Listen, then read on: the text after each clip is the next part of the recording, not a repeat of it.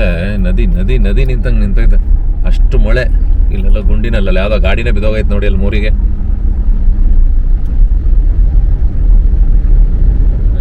ಈ ಬಾರಿ 4 ದಿವಸ ಇದ್ದಿದ್ದು, 3ನೇ ತಾರೀಕು ಆಗತ್ತೆ, 6 ಇಲ್ಲ 7ಕ್ಕೆ ಏನೂ ಇರೋಲ್ಲ ಶಿವಲಿಂಗ. ಜಾಸ್ತಿ ಆಯಿತು. ಜಮ್ಮು ಕಾಶ್ಮೀರಲ್ಲೆಲ್ಲ ಲ್ಯಾಂಡ್ ಸ್ಲೈಡ್ಸ್ ಆಯಿತು, ವೈಷ್ಣೋದೇವಿ ಲ್ಯಾಂಡ್ ಸ್ಲೈಡ್ಸ್ ಆಯಿತು. ಸೊ ನಾಸಿಕಲ್ಲೇ ನಾನು ಮಳೆಗೆ ತಗ್ಲಾಕೊಂಡಿದ್ದೆ. ನಾನು 2 ದಿವಸ ತ್ರಯಂಬಕೇಶ್ವರ ದೇವಸ್ಥಾನವನ್ನು ಕ್ಲೋಸ್ ಮಾಡ್ತಾರೆ. ಭಗವಂತ ಇರ್ತಕ್ಕಂಥ ಜಾಗವನ್ನು ನೋಡಬಹುದು ಅಂತ ಒಂದು ಆಸೆ ಇಲ್ಲ ಒಂದು ಯೋಚನೆ ಮಾಡೋಣ ಅಂತ ಅಂದ್ಕೊಂಡ್ರೆ ಈ ಮಳೆ ಜಾಸ್ತಿ ಆಗೋಯ್ತು. ಇದಕ್ಕಿದ್ದಂಗೆ ಎಲ್ಲ ಕಡೆನೂ ಮಳೆ, ನೀವು ನೋಡ್ತಾ ಇರ್ತೀರ ನ್ಯೂಸಲ್ಲಿ. ಸೊ ನಾನು ಒಳಗಡೆ ಬಂದಿದ್ದ ತಕ್ಷಣ ನಮಗೆ ಗುಂಡೇಶ್ವರ ದೇವಸ್ಥಾನ ಕಾಣಿಸುತ್ತೆ ನೋಡಿ.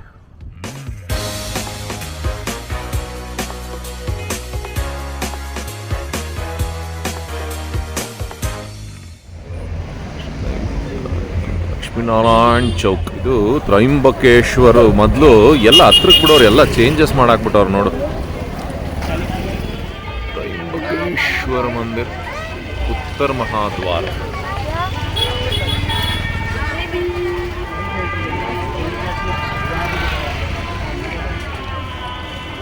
ಸ್ನೇಹಿತರೆ, ಸೋಮವಾರ ಜ್ಯೋತಿರ್ಲಿಂಗದ ದರ್ಶನ ಆಯಿತು, ತ್ರಯಂಬಕೇಶ್ವರನ ದರ್ಶನ. ಜನ ಏನಿಲ್ಲ, ತೀರಾ ಕಮ್ಮಿ ಇದ್ರು, ಸೋಮವಾರ ಆಗಿರೋದ್ರಿಂದ.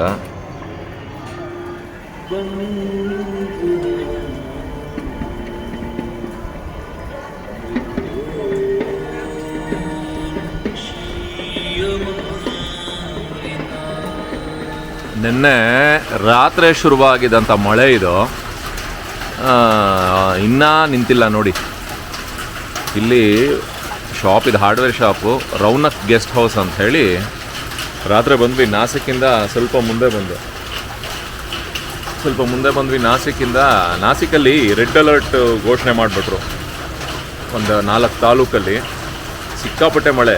ಮುಖ್ಯಮಂತ್ರಿ ದೇವೇಂದ್ರ ಫಡ್ನವೀಸ ಖುದ್ದಾಗಿ ಡಿಕ್ಲೇರ್ ಮಾಡಿದ್ದು 2 ದಿವಸ ಯಾರು ಆಚೆ ಬರಬೇಡಿ. ಹಾಗೆ ತ್ರಯಂಬಕೇಶ್ವರ ದೇವಸ್ಥಾನ 2 ದಿವಸ ಕ್ಲೋಸ್. ಆ್ಯಕ್ಚುಲಿ ನಾನು ರಾತ್ರಿ ವಿಸಿಟ್ ಮಾಡಿಲ್ಲ ಅಂತ ಹೇಳಿದ್ರೆ ತ್ರಯಂಬಕೇಶ್ವರನ ವಿಸಿಟ್ ಮಾಡೋಕ್ಕೆ ಆಗ್ತಾ ಇರಲ್ಲ. ಫುಲ್ಲು ಮಹಾರಾಷ್ಟ್ರ ಮ್ಯಾಕ್ಸಿಮಮ್ ಫ್ಲಡ್ಸ್ ಇದೆ ಈ ಕಡೆ. ಮುಂಬೈ ಈ ಕಡೆ ಸಮುದ್ರ ಭಾಗದಲ್ಲಿರ್ತಕ್ಕಂಥದ್ದು. ಬನ್ನಿ ನೋಡೋಣ ನಮ್ಮ ಮುಂದಿನ ಪ್ರಯಾಣ. ಸಿನ್ನಾರ್ ಅಂತ ಇದೆ, ಆ ಸಿನ್ನಾರ್ ಕಡೆ ಹೋಗೋಣ. ಸಿನ್ನಾರ್ ಕಡೆ ಒಂದು ದೇವಸ್ಥಾನ ಇದೆ, ನಮ್ಮ ಬೇಲೂರು ಹಳೆಬೀಡು ಶೈಲಿಯ ಒಂದು ದೇವಸ್ಥಾನ. ಸೊ ಆ ದೇವಸ್ಥಾನ ಮಳೆ ಇಲ್ಲ ಅಂತ ಹೇಳಿದ್ರೆ ಅದನ್ನು ಕೂಡ ಎಕ್ಸ್ಪ್ಲೋರ್ ಮಾಡೋಣ. ಬನ್ನಿ ನಮ್ಮ ಪ್ರಯಾಣ ಮುಂದುವರ್ಸೋಣ. ಸೊ ಎಲ್ಲ ಪ್ಯಾಕಿಂಗ್ ಎಲ್ಲ ಆಯಿತು. ತಿಂಡಿ ಏನು ಮಾಡ್ಕೊಳ್ಳಿಕ್ಕಾಗಿಲ್ಲ ಈ ಮಳೆ ಕಾರಣ. ಎಲ್ಲಾದರೂ ಹೋಟ್ಲಲ್ಲಿ ತಿಂಡಿ ತಿನ್ನಬೇಕು. ರಾತ್ರಿನೂ ಕೂಡ ಅಷ್ಟೇ, ಊಟನೂ ಹೋಟ್ಲಲ್ಲೇ ಮಾಡಿದ್ದು. ಸೊ ಬನ್ನಿ ನಮ್ಮ ಪ್ರಯಾಣ ಮುಂದುವರ್ಸೋಣ. ಇಲ್ಲಿ ಸಿನ್ನಾರ್ ಅಂತ ಹೇಳಿ ಆನ್ ದ ವೇ ಹೋಗ್ತಾ ಇರೋದು. ಇಲ್ಲಿ ಕೆರೆ ನಿಂತಂಗೆ ನಿಂತ ಇದೆ, ನೀರು ಅಷ್ಟು ಮಳೆ ಆಗಿರೋ ಅಂಥದ್ದು ನೋಡಿ. ಸಿಕ್ಕಾಪಟ್ಟೆ ಮಳೆ.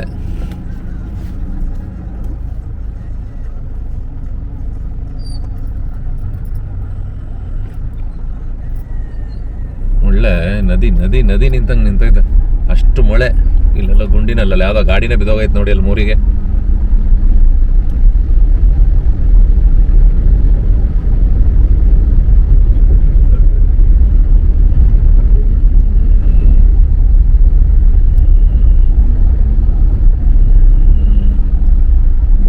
ಸಿಕ್ಕಾಪಟ್ಟೆ ಮಳೆ.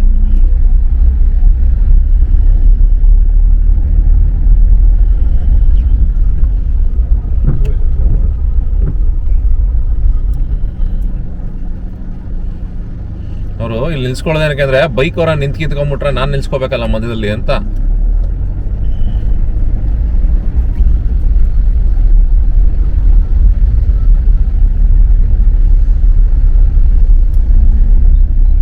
ರೋಡು ಗುಂಡಿ ಮಾಡ್ಬಿಡ್ತಾರೆ.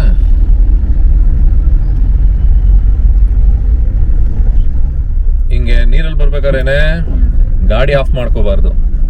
ಸೈಲೆನ್ಸರ್ ಒಳಗೆ ನೀರು ಹೋದ್ರೆ ಹೋಯ್ತು, ಗಾಡಿ ಏಟ್ ತಿಂತು ಅಂತಾನೆ. ಇಂಜಿನ್ ಹೇಳ್ಕೊಂಡ್ಬಿಡ್ತದೆ ನೀರು. ಪೂರ್ತಿ ಇಂಜಿನೇ ಮಾಡಿಸ್ಬೇಕು ಅವಾಗ. ಏನು ಇಂಜಿನ್ ಮಾಡಿಸೋದು ಅಂದ್ರೆ 100 ರೂಪಾಯಿ 500 ರೂಪಾಯಿ 1000 ರೂಪಾಯಿ ಅಲ್ಲ. ಇದನ್ನೇನಾದ್ರೂ ಇವಾಗ ಇಂಜಿನ್ ಮಾಡಿಸಿನ 1.5 ಲಕ್ಷ 2 ಲಕ್ಷ ಬೇಕು.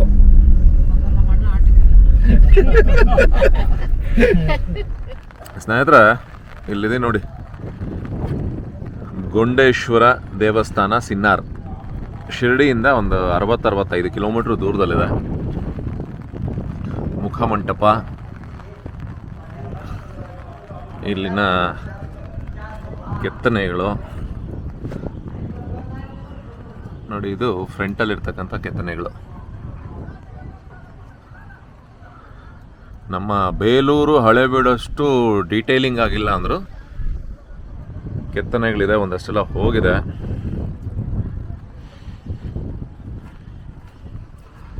ನಾವು ಆ ಕಡೆಯಿಂದ ಬಂದ್ವಿ.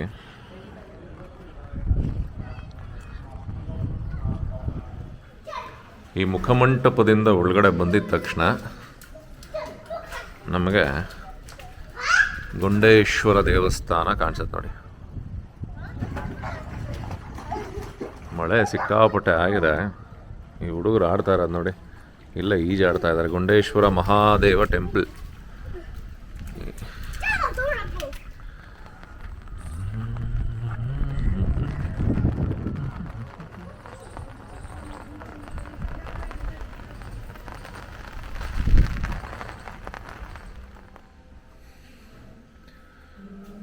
ನೋಡಿ, ಇದು ದೇವಸ್ಥಾನದ ಹೆಬ್ಬಾಗಿಲು.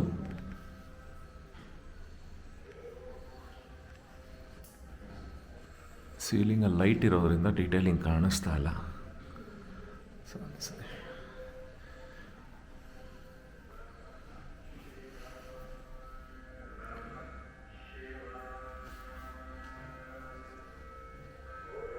ಭಗವಂತ ಮಹಾದೇವ ತಂದೆ. ಇಲ್ಲಿ ಸಿನ್ನಾರಿಂದ ಟುವರ್ಡ್ಸ್ ಅಹಿಲ್ಯಾನಗರ್ ಬರ್ತಾ ಇರೋದು. ಮಳೆ ಸಿಕ್ಕಾಪಟ್ಟೆ, 3 ದಿವಸ ಆಯಿತು ಮಳೆನೇ ನಿಂತಿಲ್ಲ. ಘಾಟ್ ಸೆಕ್ಷನ್ ಯಾವುದೋ ಸಿಕ್ತು. ಈಗ ಘಾಟ್ ಸೆಕ್ಷನಲ್ಲಿ ನೋಡಿ, ಎಲ್ಲ ಮಳೆ ಜಾಸ್ತಿ ಆಗಿ ಎಲ್ಲ ಅಲ್ಲಲ್ಲೇ ಫಾಲ್ಸ್ ಆಗ್ಬಿಟ್ಟಿದೆ. ಅಲ್ಲಲ್ಲೇ ಒಂದು ಸಣ್ಣ ಫಾಲ್ಸ್.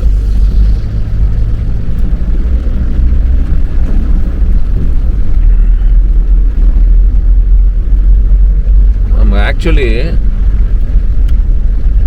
3 ದಿವಸ ಆಯಿತು. ಬಿಸಿಲು ನೋಡಿ, ಬೆಟ್ಟಗಳನ್ನು ಕಟ್ ಮಾಡಿ ಘಾಟ್ ಸೆಕ್ಷನ್ ಸಿಕ್ಕಾಪಟ್ಟೆ ಕ್ಲೈಂಬಿಂಗ್ ಇದ್ದದನ್ನ ಕಮ್ಮಿ ಮಾಡಿದ್ದಾರೆ. ನೆನ್ನೆ ತ್ರೈಂಬಕೇಶ್ವರ್ಗೆ ಹೋಗಲಿಕ್ಕೆ, ನಾಸಿಕ್ ಹೋಗಲಿಕ್ಕೆ ಅಂಜನೇರಿ ಅಂತ ಹೇಳಿ ಒಂದು ಜಾಗ ಸಿಗತ್ತೆ ತ್ರೈಂಬಕೇಶ್ವರ್ ರೋಡಲ್ಲೇ.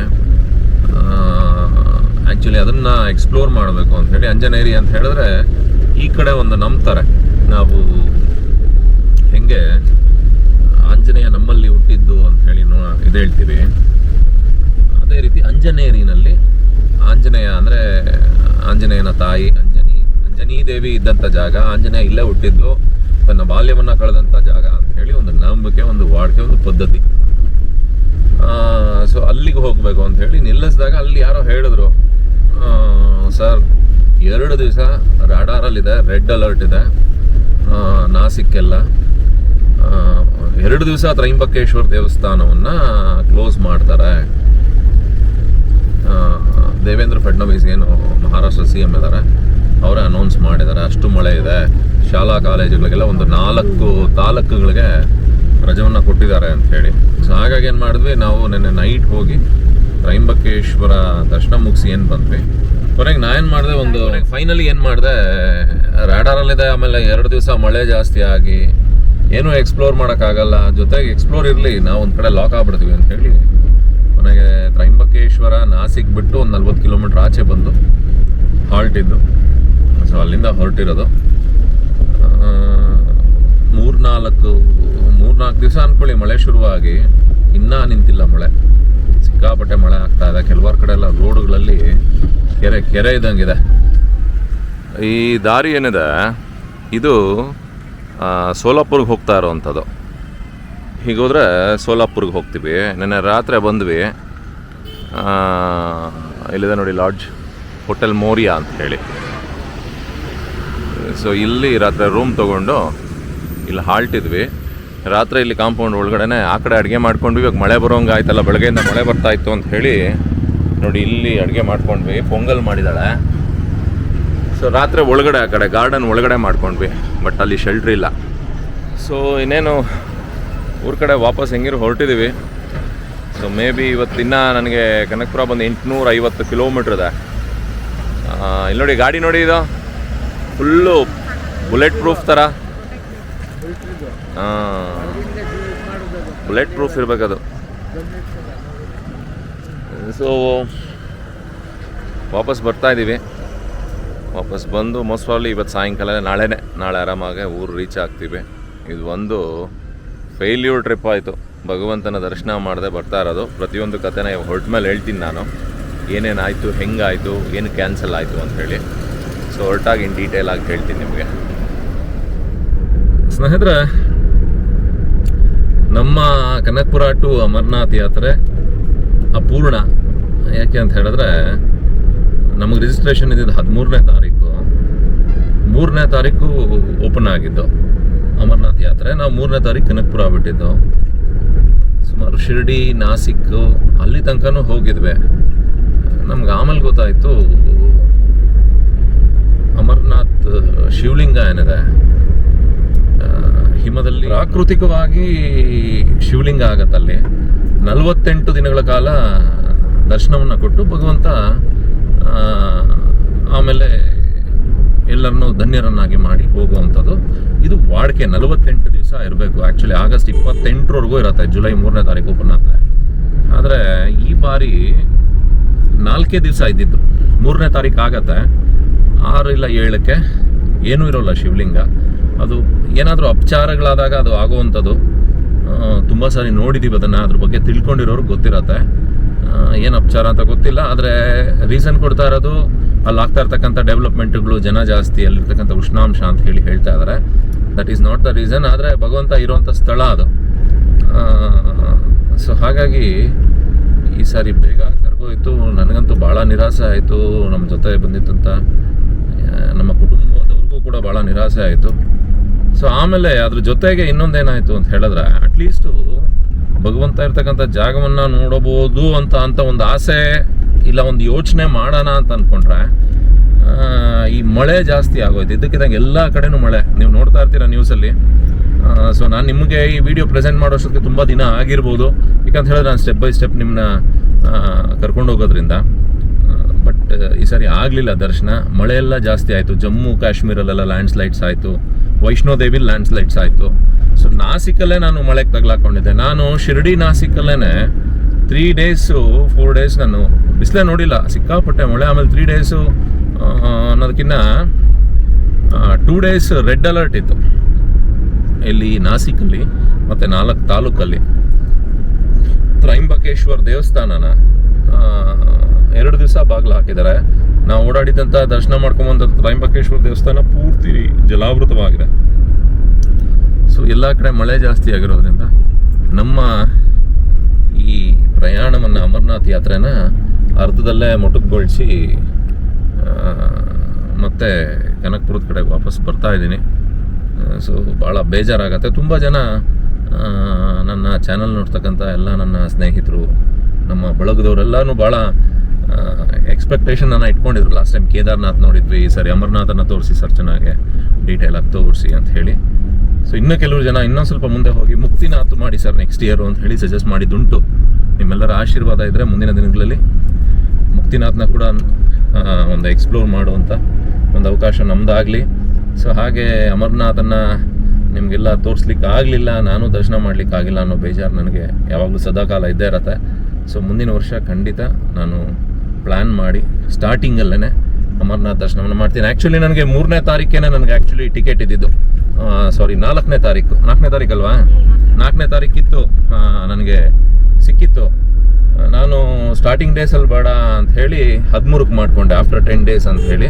ಅದೇ ತಪ್ಪಾಯ್ತೇನೋ. ಸ್ಟಾರ್ಟಿಂಗ್ ಡೇಸೇ ಮಾಡ್ಕೊಂಡಿದ್ರೆ ಭಗವಂತನ ಅಟ್ಲೀಸ್ಟ್ ಒಂದು 5 ಅಡಿ ರೂಪನಾದರೂ 5ರಿಂದ 6 ಅಡಿ ರೂಪನಾದರೂ ನೋಡ್ಬೋದಿತ್ತು ಭಗವಂತಂದು. ಸೊ ಭಗವಂತನ ಇಚ್ಛೆ ಏನೇನಿದೆ ಅದೇ ಆಗುವಂಥದ್ದು. ಸೊ ಈ ಅಪೂರ್ಣ ಅಮರನಾಥ ಯಾತ್ರೆಯನ್ನು ನಾನು ಇಲ್ಲಿಗೆ ಮುಗಿಸ್ತಾ ಇದ್ದೀನಿ. ಇದೆಲ್ಲ ಅಪೂರ್ಣ ಆಗಿರೋದಕ್ಕೆ ನಿಮ್ಮೆಲ್ಲರ ಕ್ಷಮೆ ಇರಲಿ. ಸೊ ಬನ್ನಿ, ಅಲ್ಲಿ ತನಕ ಇನ್ನೊಂದಷ್ಟು ಪ್ಲೇಸಸ್ನ ನಾನು ಕರ್ನಾಟಕದಲ್ಲೇ, ಇವಾಗೇನು ಮಾನ್ಸೂನ್ ಶುರುವಾಗತ್ತೆ, ಆಗಬೇಕಿತ್ತು ಮುಂಗಾರು, ನಿಧಾನ ಆಗ್ತಾ ಇದೆ. ಬಟ್ ಈಗೆಲ್ಲ ಆ ಕಡೆ ಎಲ್ಲ ಮುಂಗಾರು ಆಗ್ತಾ ಇದೆ.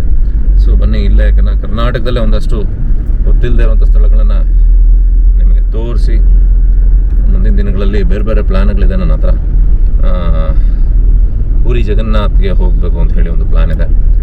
ಸೊ ಬನ್ನಿ ಅದೆಲ್ಲ ಎಕ್ಸ್ಪ್ಲೋರ್ ಮಾಡೋಣ ಅಂತ ಹೇಳ್ತಾ ಈ ಕನಕಪುರ ಟು ಅಮರನಾಥ್ ಯಾತ್ರೆಯ ನಮ್ಮ ಈ ಸಂಚಿಕೆಗಳನ್ನು ಇಲ್ಲಿಗೆ ಮುಗಿಸ್ತೀನಿ.